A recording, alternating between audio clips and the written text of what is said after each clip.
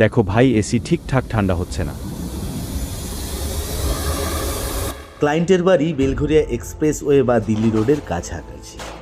যেহেতু দিল্লি রোডে কয়েক বছর ধরে সম্প্রসারণের কাজ চলছে, তাই ধুলোবালি বিশেষ করে সিমেন্টের গুঁড়ো এই ফিন্সের মধ্যে আটকে গিয়ে এমনভাবে শক্ত হয়ে রয়েছে, ঠিকঠাক হাওয়া রিসাইকেল হতে পারছে না। দেখে বুঝতে পারলাম এই এসির পারফরমেন্স ফেরাতে হলে প্রয়োজন হাইব্রিড বা ওভারহোলিং সার্ভিস, কিন্তু ক্লায়েন্টের বাড়িতে সেই স্পেস নেই যেখানে আমরা এই সার্ভিসটি করতে পারব। তাই ক্লায়েন্টের পারমিশন নিয়ে আমরা সোজা চলে আসলাম আমাদের ওয়ার্কশপে।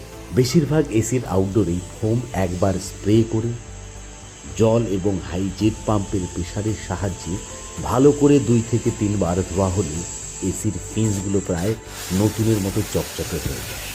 কিন্তু এই ক্ষেত্রে ব্যতিক্রম হয়। আশেপাশে যেহেতু সিমেন্টের কাজ চলছিল এবং ধুলোবালি এসে এমনভাবে আটকে ছিল, একবার নয়, 2 বার নয়, 3বার ফোম স্প্রে করে হাই জেট পাম্পের সাহায্যে সার্ভিস করে 4র্থবারের বার আমরা সাফল্য পাই। কাজের শেষে রেজাল্ট দেখে ক্লায়েন্ট আমাদের বলেন, এরকম ঠান্ডা বহুদিন বাদে পেলাম। জানেন তো, এইটুকু প্রাপ্তিই আমাদের কাছে সর্বশ্রেষ্ঠ, কারণ customer satisfaction is our first priority.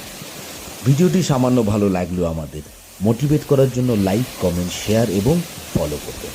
আর যদি ভিডিওটি ইউটিউব থেকে দেখে থাকেন তাহলে আমাদের চ্যানেল সাবস্ক্রাইব করার অনুরোধ জানাই। খুব শীঘ্রই আবার দেখা হচ্ছে নতুন কোনো ইনফরমেটিভ স্পেশাল ভিডিওতে। ততদিন সকলে সুস্থ থাকবেন। ধন্যবাদ। A1 সার্ভিস কলকাতার পরিষেবা আপনার কেমন লাগলো, যদি একটু সংক্ষিপ্ত বলেন। খুব ভালো সার্ভিস করেছেন ওনারা। Thank you very much for all your help and support.